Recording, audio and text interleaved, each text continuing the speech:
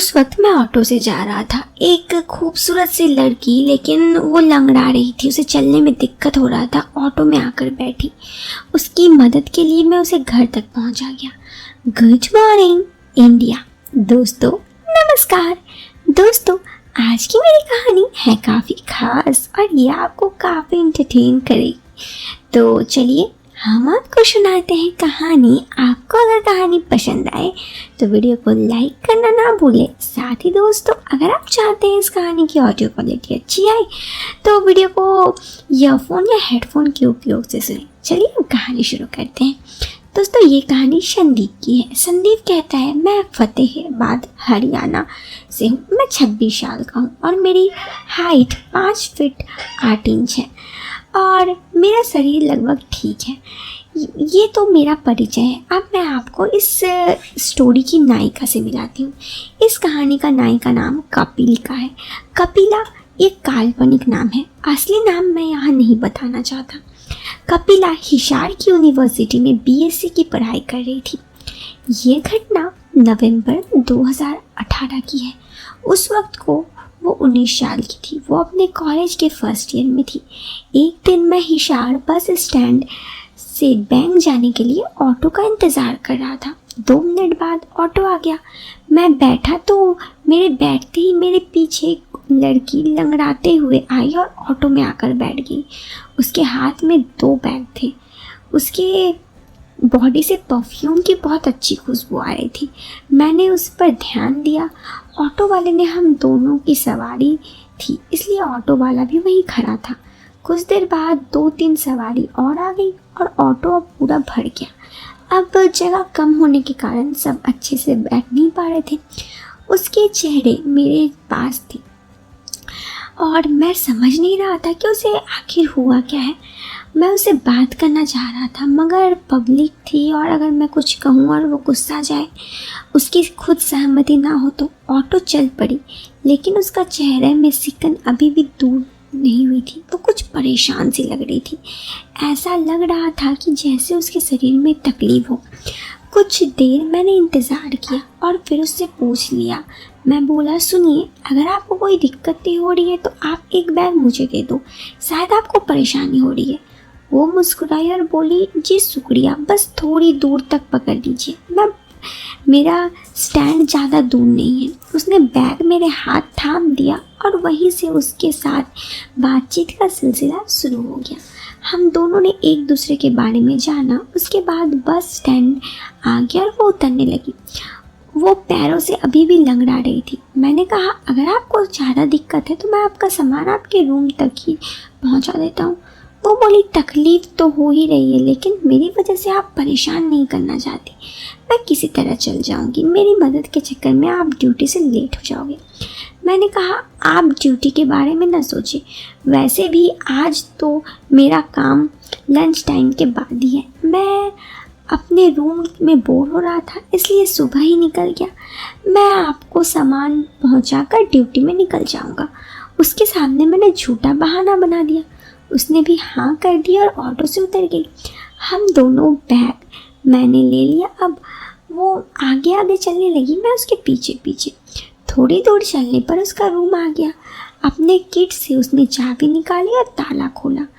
मैंने बैग नीचे रख दिया। बैग रखकर मैंने कहा, अब मैं चलता हूँ, आप अपना ध्यान रखिए।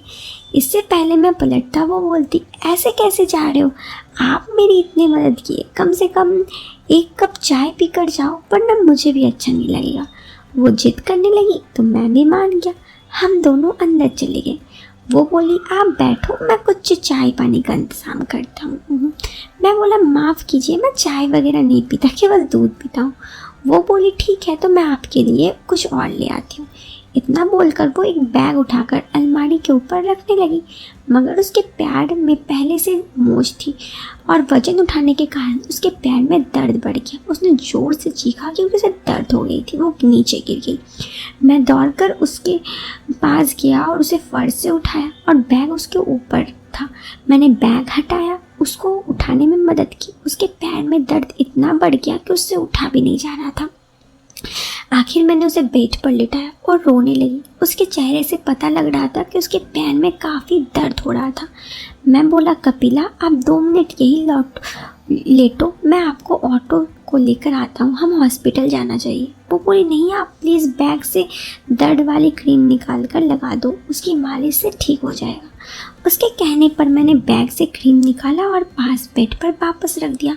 मैं बोला दर्द कहाँ है? उसने अपने घुटनों पे इशारा किया और फिर मैंने उसके मालिश किया। वो बोली कि मुझे माफ़ कीजिएगा। उसकी बातों से मैं थोड़ा हैरान था, मगर मैं कैसे कर सकता था, मुझे थोड़ा डर भी लग रहा था। वो बोली कि मुझे बहुत ज़ोर का दर्द हो रहा है, ये वक्त ज़्यादा सोचने का नहीं है।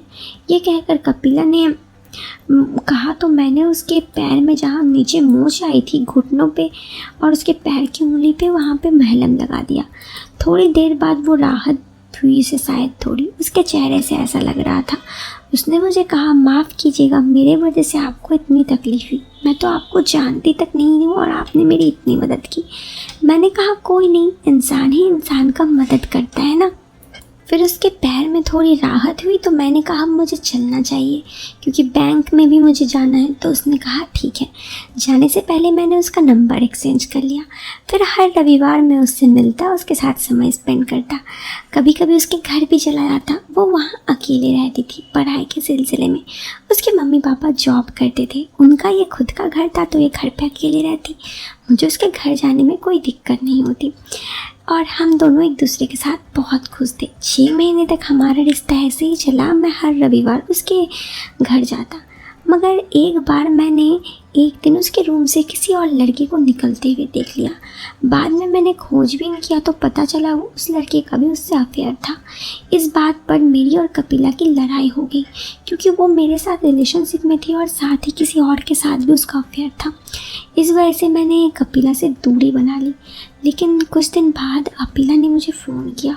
मैं बहुत देर तक फ़ोन नहीं रिसीव कर रहा था तो उसने मुझे मैसेज किया। वो माँ बनने वाली थी। मुझे लगा अब शायद मुझे उसकी मदद करनी चाहिए क्योंकि कहीं ना कहीं हो सकता है कि मैं भी इसके लिए जिम्मेदार हूँ। तो मैं उसके साथ डॉक्टर के पास गया और डॉक्टर से दवाइयाँ लेकर उसके लिए सब कुछ सही कर दिया। लेकिन दोस्तों एक बात तो है कि उसके बाद मैं कपिला के पास नहीं गया। मैं कपिला से प्यार करता था और बहुत प्यार करता था, लेकिन क्योंकि वो मेरे साथ धोखा की इसलिए मैं उसके दूरी बना दी। दोस्तों ये कहानी मेरी यहीं ख़त्म हो जाती है। दोस्तों ये कहानी तो यहाँ ख़त्म हो गई, लेकिन अक्सर 2 अनजाने मिल जाते हैं और एक दूसरे से प्यार हो जाता है, जैसे संदीप के साथ हुआ। लेकिन अक्सर फिर ऐसा ही कुछ होता है कि दोनों अलग हो जाते हैं। कोई किसी को धोखा दे देता है तो कोई कुछ। यार अगर प्यार करते हो तो कभी धोखा मत दो। प्यार एक बहुत खूबसूरत सा एहसास है, ऐसे ही अलग मत हो और प्यार को बदनाम मत करो। प्यार बहुत ही खूबसूरत एहसास है, किसी को धोखा मत दो, बस प्यार करो। दोस्तों वीडियो आपको अच्छी लगी हो तो वीडियो को लाइक कर देना, चैनल पर पहली बार आए हैं तो सब्सक्राइब कर देना। मिलते हैं फिर एक नए वीडियो में एक इंटरेस्टिंग टॉपिक के साथ। तब तक के लिए बाय बाय, टेक केयर।